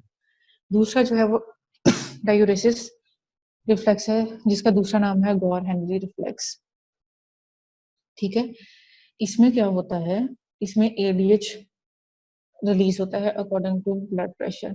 Anti diuretic hormone, anti diuretic hormone जो है नाम का है एंटी डायूरेटिक, इसका मतलब ये क्या है कि ये डायूरेटिस नहीं होने देगा, वॉल्यूम कंजर्वेशन के लिए होता है। वॉल्यूम कहाँ से मेजर हमारा बनता है, वाटर से, ठीक है। तो ये बेसिकली वाटर कंजर्वेशन के लिए एंटी डायूरेसिस इसका नाम इसलिए है। तो इसमें भी क्या होता है, ब्लड प्रेशर ज्यादा है तो बॉडी कहती है ऑलरेडी ब्लड प्रेशर ज्यादा है, मुझे फर्दर ज्यादा वॉल्यूम लेके मरीज प्रेशर को ज्यादा नहीं करना, तो एडीएच की रिलीज जो है वो इनहिबिट हो जाती है और वाटर एक्सक्रीशन हो जाती है। कम ब्लड प्रेशर हो तो बॉडी वाटर को कंजर्व करने की कोशिश करती है और उसकी वजह से वाटर एक्सक्रीशन जो है वो कम होती है। अब ये वाले सारे जो हम ब्लड प्रेशर रेगुलेशन के फिजियोलॉजिकल मैकेनिज्म्स पढ़ रहे हैं, इन्हीं को हम मेडिसिन में यूज करते हैं और हम लोग डिफरेंट एंटीहाइपरटेंसिव ड्रग्स जो हैं वो डेवलप किए हैं। यही वाले सारे के सारे मैकेनिज्म्स कोई कहीं पे एक्ट कर रही है, फिजियोलॉजिकल मैकेनिज्म्स में कोई कहीं पे एक्ट कर रही है, ठीक है। वो हम फार्माकोलॉजी सीबीएस की डिस्कस करेंगे तो उसमें देखेंगे। उसके अलावा रीनल रेगुलेशन वो हमें अच्छी तरह से पता है कि रीनल एंजियोटेंसिन एल्डोस्टेरोन सिस्टम होता है, तीन चीजों में ब्लड प्रेशर कम है, ठीक है, या फिर मेथिलोडेंसा के पास कम आ रही है अगर सोडियम क्लोराइड या फिर सिंपैथेटिक इनर्वेशन जो है उसकी एक्टिवेशन की वजह से ऑस्मोलैरिटी को डिटेक्ट करके ये सारी चीजें क्या करती हैं, रेनन की रिलीज करवाती है, रीनल एंजियोटेंसिन एल्डोस्टेरोन सिस्टम के थ्रू। ये आप लोगों का फिर से जो है वो एक एमसीक्यू, तो इस पे भी बहुत सारी जो है वो काफी कंट्रोवर्शियल क्वेश्चन कहा जाता है कि भी एक्सरसाइज में क्या होता है कार्डियक आउटपुट और नॉर्मली क्या होती है। तो इसमें मेजर चेंज जो है वो यहाँ पे आप लोग देख सकते हैं कि सारी सारी परसेंटेजेस लिखी हुई है नॉर्मल की भी और उसके अलावा जो है वो ड्यूरिंग एक्सरसाइज की भी। नॉर्मली डिफरेंट विजरा का abdominal विजरा जो है उनको 24% जा रही होती है, एक्सरसाइज में जो है वो 1% जा रही होती है। स्केलेटल मसल्स को 20 मेजर ये वाला है कि स्केलेटल मसल्स जो हैं उनको नॉर्मली कितनी कार्डियक आउटपुट जा रही होती है, एट रेस्ट 20%, लेकिन एक्सरसाइज में जो है वो वही 4 to 5 टाइम इंक्रीज हमने पहले भी देखा था, तो 88% तक जा रही होती है। और बाकी भी देखेंगे, फिर बाकी में सबसे ज्यादा कम जो है वो at the cost of hepatic यानी एब्डोमिनल रीनल, उसकी कॉस्ट पे सबसे ज्यादा जो है वो उनकी उसमें कमी आ रही होती है कार्डियक आउटपुट में। और दूसरी कार्डियक आउटपुट जिसकी वाहिद इंक्रीज के अलावा अगर हम देखें कहाँ पे आ रहा होता है वो हार्ट मसल्स में आ रहा होता है, लेकिन ज्यादा परफॉर्म स्केलेटल मसल्स में, स्केलेटल मसल्स के बाद जो है वो हार्ट की परफ्यूजन ज्यादा होती है। ये हमारा जो है वो परफ्यूजन, अब हम लोग डिफरेंट ऑर्गन्स की जो है वो देख लेते हैं कि ऑर्गन्स में जो है वो किस किस तरह से होती है, कौन कौन से फिनोमिना जो है वो इन्वॉल्व होते हैं। अब लोकल भी हो रही होती है रेगुलेशन और सेंट्रल भी हो रही होती है। लोकल मैकेनिज्म्स कौन कौन से हैं, ऑटो रेगुलेशन यानी ऑर्गन जो खुद ब खुद कर रहा होता है उसको ऑटो रेगुलेशन कहते हैं, उसमें मायोजेनिक ऑटो रेगुलेशन होती है और मेटाबोलाइट्स के थ्रू होती है। इसी तरह से सेंट्रल होती है। मायोजेनिक ऑटो रेगुलेशन जो है वो किस तरह से होती है, वो इस तरह से होती है कि हमने पहले भी देखा है कि प्रेशर ज्यादा हुआ तो उसकी वजह से जो है वो स्ट्रेच ज्यादा होती है वेसल वॉल, जब स्ट्रेच ज्यादा हुई तो उसकी वजह से स्मूथ मसल कॉन्ट्रैक्शन हो जाती है और वेजो कंस्ट्रक्शन होती है, मतलब उसी स्ट्रेच को जो है वो अपोज करने की कोशिश कर रही होती है वेसल्स, ठीक है। इसको हम मायोजेनिक ऑटो रेगुलेशन कहते हैं। ये सबसे ज्यादा इम्पोर्टेंट कहाँ पे है, ये मैंने इसको इसीलिए रेड से हाईलाइट किया है, सारे ऑर्गन्स में होती है, किडनीज और ब्रेन में सबसे इम्पोर्टेंट होती है, और कहाँ पे नहीं होती, लंग्स में नहीं होती, ठीक है। लंग्स में क्या काम हो रहा होता है, लंग्स में उल्टा काम हो रहा होता है, उल्टे काम से काम रहा था लंग्स में जो है वो वेसो कंस्ट्रक्शन वाला फिनोमेना जो है वो नहीं हो रहा होता, वो आगे अभी आएगा हम उसको देखेंगे, ठीक है। तो ये कांस्टेंट ब्लड फ्लो को मेंटेन करने के लिए इस तरह से होता है कि जब ब्लड प्रेशर ज्यादा होता है तो वहां पे लोकल वेसो कंस्ट्रक्शन हो जाती है ऑर्गन के अंदर ही, तो वो वीनस रिटर्न वाली वेसो कंस्ट्रक्शन चाहे हो ना हो, कार्डियक आउटपुट उस पर डिपेंड करते हुए कम हो ना हो, लेकिन वहां पे लोकली जरूर ऐसे हो जाता है। लोकल मेटाबोलाइट्स जो है उसमें भी क्या होता है कि डिफरेंट वेजोएक्टिव सब्सटेंसेस होते हैं। नाइट्रिक ऑक्साइड सबसे इम्पोर्टेंट हमने देखा कि नाइट्रिक ऑक्साइड एंडोथेलियम से होता है सिक्रीट, और ये क्या करता है, नाइट्रिक ऑक्साइड का मेजर फंक्शन जो है वो क्या है, वो वेजो डायलिटेशन करता है। वेजो डायलिटेशन, अब ये आप लोग देखें कि ये उसके बिल्कुल अपोजिट वाला मैकेनिज्म है, ठीक है। इसको अगर हम लोग ध्यान से देखें तो ये भी इंक्रीज बीपी में होता है, और उसके अलावा डिफरेंट सब्सटेंसेस की वजह से भी, सेरोटोनिन या ब्रेडिकानिन की वजह से भी जो है वो ज्यादा हो सकता है, ठीक है। उसके अलावा नाइट्रिक ऑक्साइड के अलावा काइनिन, हिस्टामिन, सेरोटोनिन, प्रोस्टाग्लैंडिन, थ्रोम्बोक्सिन्स जो है ना वो होते हैं आर्टरीज और आर्टेरियल्स के लेवल्स पे ये काम हो रहा होता है। अब वेजो कंस्ट्रिक्शन का क्या फायदा होता है, यहाँ पे लोकल मेटाबोलाइट्स की वजह से जो है वो वेजो डायलिटेशन का क्या फायदा हो रहा होता है बेसिकली। अब वो यही उसका हमारा जो है वो कंजर्व करने की जो ये ऑर्गन परफ्यूजन है, परफ्यूजन से काम रहा है कि ऑर्गन को ऑक्सीजन सप्लाई कितनी मिले, तो ऑर्गन ने जो है वो ऑक्सीजन सप्लाई मेंटेन करने की कोशिश करनी है एट एनी कॉस्ट। तो जो मेजर जब एक्शन होता है वो ऑर्गन के अंदर हो रहा होता है, और वेसल्स उस ऑर्गन के अलावा भी खुद ब खुद भी ऑटो रेगुलेट कर रही होती है मेटाबोलाइट्स की मदद से, ठीक है। तो ये जो है ये ऑटो रेगुलेशन या at the level of organ regulation हो रही होती है।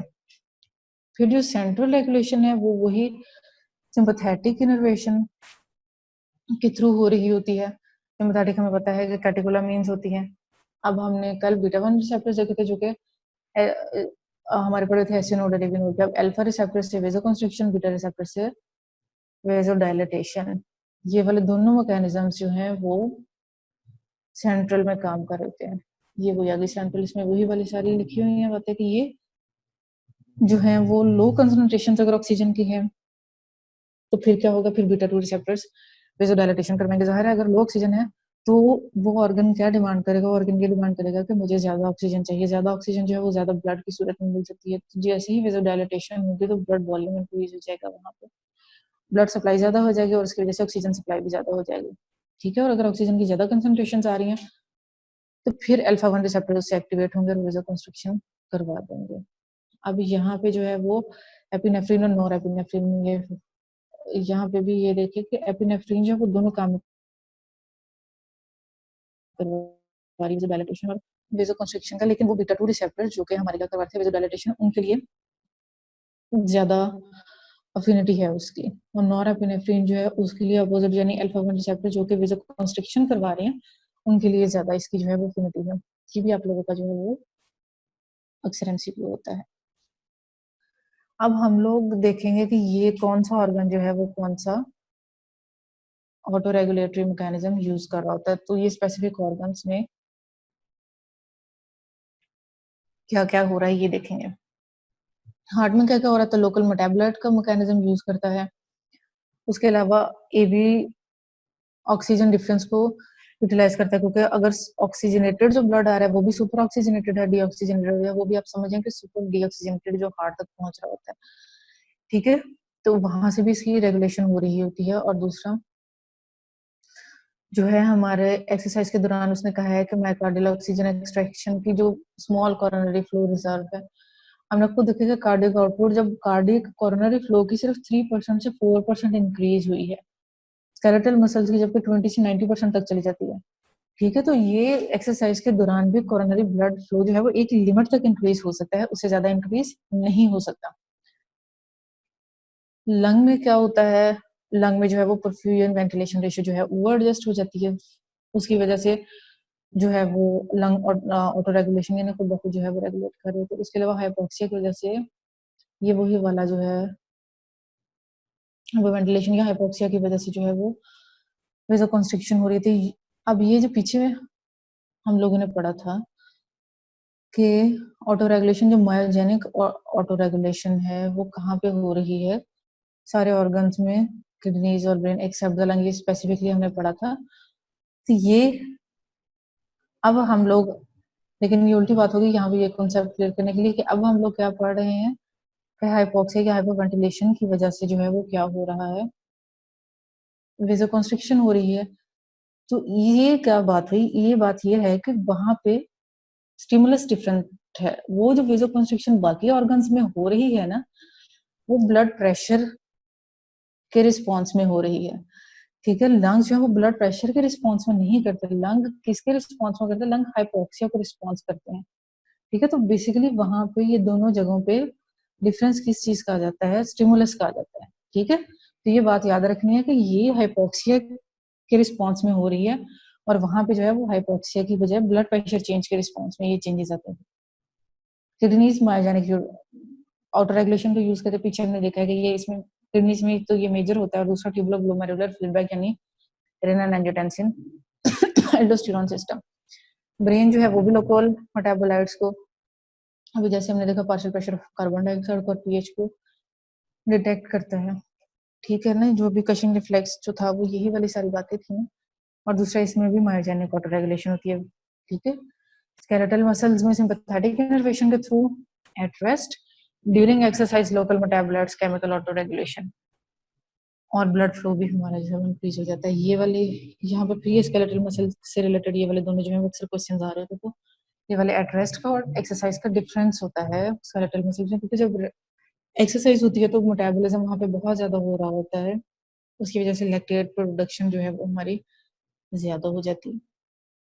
स्किन में कहाँ से होती है, स्किन में जो है वो रेक्टर पाइलोरेक्टर मसल्स जो हैं हमारे, उनके थ्रू हो रही होती है, और वो जो है वो मेनली इनर्वेटेड कहाँ से होते हैं, सिंपैथेटिक इनर्वेशन के थ्रू, और ये टेम्परेचर चेंजेस के अकॉर्डिंगली होता है कि ज्यादा टेम्परेचर हो तो कूलिंग इफेक्ट के लिए जो है वो हमारी वेजो डायलेटेशन हो जाती है डिसिपेट करने के लिए, और वाइस वर्सा फिर जो है वो टेम्परेचर। ठीक है, ये फिर हमारे एमसीक्यूज आ गए। अच्छा दल, अब फिर वही बात है कि ये वही वाला फिनोमेना कि जो मैंने आपसे कहा था कि लंग्स में अपोजिट हो रहा है। अब बाकियों में एक तो मायोजेनिक हो रही थी, यहाँ पे ऑटो रेगुलेशन होती है बीपी में, और यहाँ पे वेजोकंस्ट्रिक्शन जो है वो होती है हाइपोक्सिया के रिस्पॉन्स में। आप खुद देखेंगे हाइपोक्सिया के रिस्पॉन्स में एक स्लाइड पे आई गेस यहाँ पे थी, जहाँ पे हम देख रहे थे कि लो ऑक्सीजन जैसे ही आती है, ये देखिए लो कंसंट्रेशन, ये यही पढ़े थे ना हम लोग कि लो कंसंट्रेशन ऑक्सीजन की अगर हैं तो वेजोडायलेटेशन, और ये बात भी समझ आती है कि जैसे ही लो कंसंट्रेशन होगी तो वो ब्लड वेसल्स डायलेट होंगे, ज्यादा ब्लड वॉल्यूम देंगे ताकि ज्यादा ब्लड वॉल्यूम से ज्यादा ऑक्सीजन ले सके ऑर्गन। लंग्स में लेकिन अपोजिट होता है। लंग्स में क्यों अपोजिट होता है कि हाइपोक्सिया की वजह से क्या होता है, वेजोकंस्ट्रिक्शन हो रही होती है। ये किस लिए, क्योंकि लंग्स जो हैं उनमें तो ऑक्सीजन लंग्स कहाँ से ले रहे हैं, एनवायरनमेंट से ले रहा होता है हाइपोक्सिया। अब इसने सिर्फ खुद यूज नहीं करनी होती वो ऑक्सीजन, इसने बाकी बॉडी को भी प्रोवाइड करनी होती है। तो ये जहाँ पे परफ्यूजन यानी ब्लड सप्लाई सिर्फ वहां पे दे रहा होता है जहाँ पे अच्छी ऑक्सीजन की सप्लाई होती है, ताकि वेंटिलेशन परफ्यूजन रेशियो जो है वो मेंटेन रहे। ठीक है, इसलिए लंग में ये वाला मैकेनिज्म जो है वो अपोजिट है, डिफरेंट है। उसके बाद लोकल मेटाबोलाइट्स के लिए ये जो हमने अभी स्केलेटल मसल्स के पढ़े, एक निमोनिक अगर आप लोग याद रखना चाहें चौक का, C for carbon dioxide, H for hydrogen ions ज्यादा हो, एडिनोसिन ज्यादा हो, लैक्टेट या पोटेशियम, तो उसकी वजह से मसल्स में क्या होता है, ज्यादा ऑक्सीजन सप्लाई हो जाती है, और मसल्स की क्या होती है, परफ्यूजन इंक्रीज हो जाती है, केमिकल ऑटो रेगुलेशन लोकल हो रही होती है।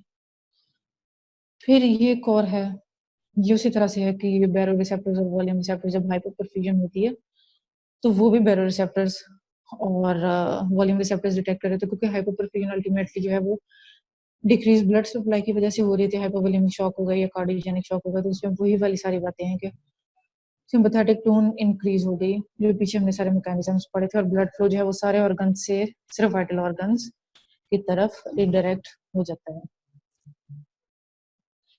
लास्ट टॉपिक जो है हमारा वो है कैपिलरी फ्लूइड एक्सचेंज का। स्टार्लिंग फोर्सेस जैसे सॉरी हमने देखी थी, रीनल में भी वर्क कर रही थी, ग्लोमेरुलर फिल्ट्रेशन जहाँ पे हो रही थी, लंग्स में भी इंपॉर्टेंट होती है, इसी तरह से हार्ट में भी हाइड्रोस्टैटिक प्रेशर कैपिलरीज का और इंटरस्टिशियम का, और हाइड्रोस ऑनकोटिक प्रेशर किसका, कैपिलरीज का और इंटरस्टिशियम का इम्पोर्टेंट होता है। और ये किस लिए जरूरी होता है? क्योंकि कैपिलरीज के लेवल पे जो है वो हमारी एक्सचेंज हो रही होती है, जितनी भी एक्सचेंज होती है हमारी सारी की सारी वो कहाँ पे होती है? कैपिलरीज के लेवल पे। कैपिलरीज और इंटरस्टिशियम के बीच में चूंकि ये सारा चल रहा होता है, तो इसमें भी वही वाला है। नेट रिजल्ट हमारा क्या होता है कि जो कैपिलरी हाइड्रोस्टैटिक प्रेशर होता है वो मेन ड्राइविंग फोर्स होती है कैपिलरी से बाहर ब्लड देने की या बाकी न्यूट्रिएंट्स देने के लिए, ठीक है, कोई भी सॉल्वेंट देने के लिए, कोई भी आयन प्रोविजन के लिए, लाइक ब्लड देने के लिए। और जो कैपिलरी की और जो कैपिलरी का अनकोटिक प्रेशर होता है वो इसको रेजिस्ट कर रहा था, तो मेन ड्राइविंग फोर्स जो है वो हमारी कैपिलरी हाइड्रोस्टैटिक प्रेशर है। बाकी सारी चीजों को इसमें से अगर हम लोग माइनस करेंगे तो वो एक नेट फ्लूइड फ्लो हमारे पास आ जाएगा कि फ्लूइड की डायरेक्शन कैपिलरी से बाहर कैपिलरी हाइड्रोस्टैटिक प्रेशर पे मेजर डिपेंड कर रहे होते हैं। ये तो मेरे ख्याल आप सब लोग ऑलरेडी कॉन्सेप्ट क्लियर है, हम लोगों ने इसको डिस्कस भी कर लिया था। अब यहाँ पे सिर्फ ये है कि एफ का डिफरेंस है कोफिशिएंट और for vessel permeability to fluid, की कितनी परमिएबल है वेसल किसी भी फ्लूइड को। ये वाला जो है दूसरा सिग्मा से जो Staverman reflection coefficient for vascular permeability to protein है, इसको आप लोग इग्नोर भी कर सकते हैं, ठीक है, ये इंपॉर्टेंट नहीं है। इसमें यहाँ पे कोएफिशिएंट वेसल परमिएबिलिटी का फ्लूइड के लिए एफ से फ्लूइड डिनोट कर रहे हैं, वो इंपॉर्टेंट है। तो अब यही है कि हमारा जो दो ग्रेडियंट्स है, हाइड्रोस्टैटिक ग्रेडियंट, प्रेशर का ग्रेडियंट है ऑनकोटिक का।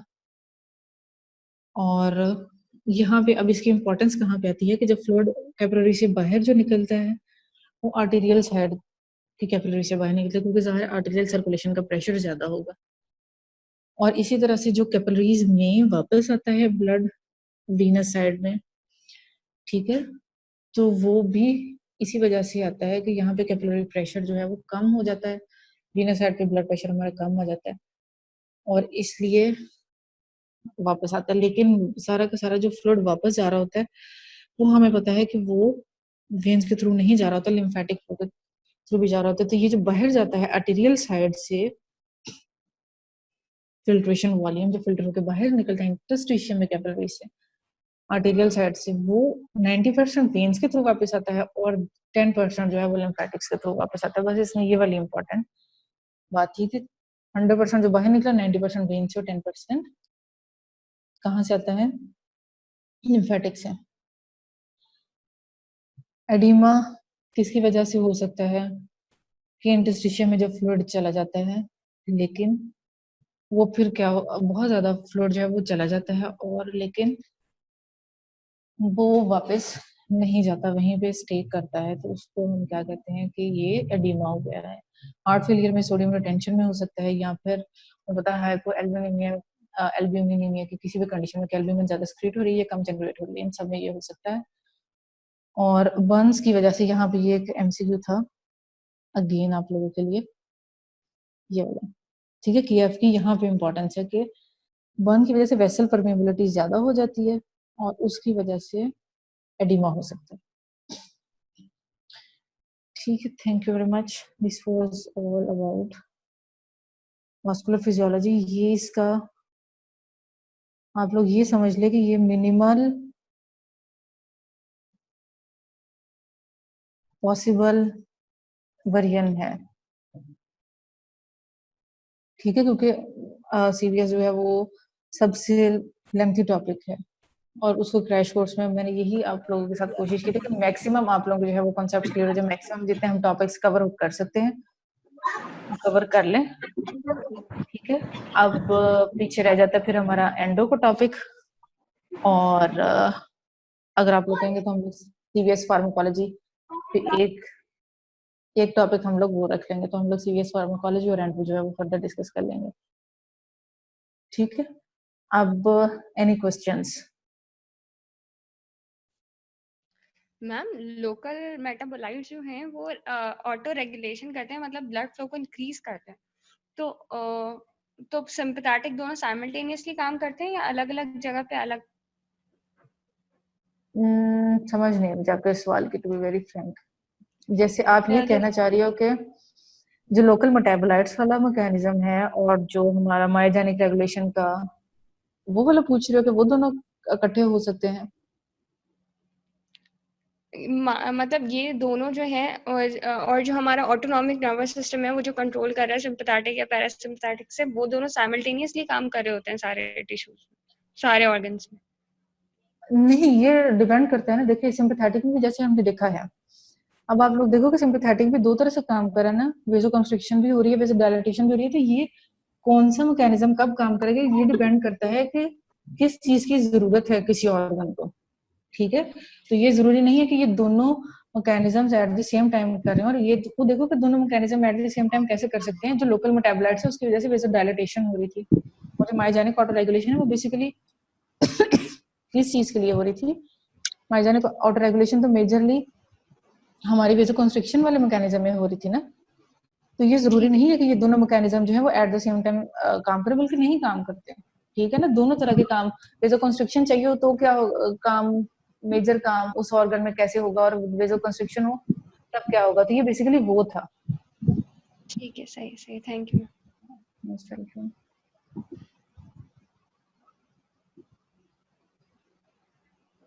Any other questions? मैम ये जो कैरोटिड बैरोरिसेप्टर है more sensitive to either decrease in BP और इंक्रीज इन बीपी? जो कैरोटिड बैरोरिसेप्टर्स हैं, यस मैम। ये वैसे दोनों को ही जो है वो हमारे डिटेक्ट करते हैं। मैम लेकिन ठीक है, अगर कोई एमसीक्यू इस तरह से हो तो उसमें हम क्या फिर? ये अगर कोई एमसीक्यू इस तरह से हो कि इनमें से दोनों को किस तरह से करते, फिर आपने इंक्रीज को करना है। डिक्रीज? नहीं नहीं, इंक्रीज को। Yes ma'am, thank you. ठीक है,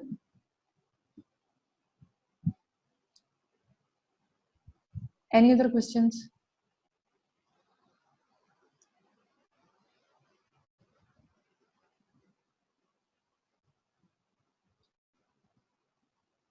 Okay, I guess that would be all for today.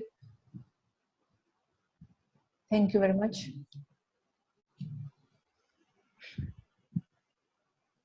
Okay, Allah Hafiz everyone. Thank you.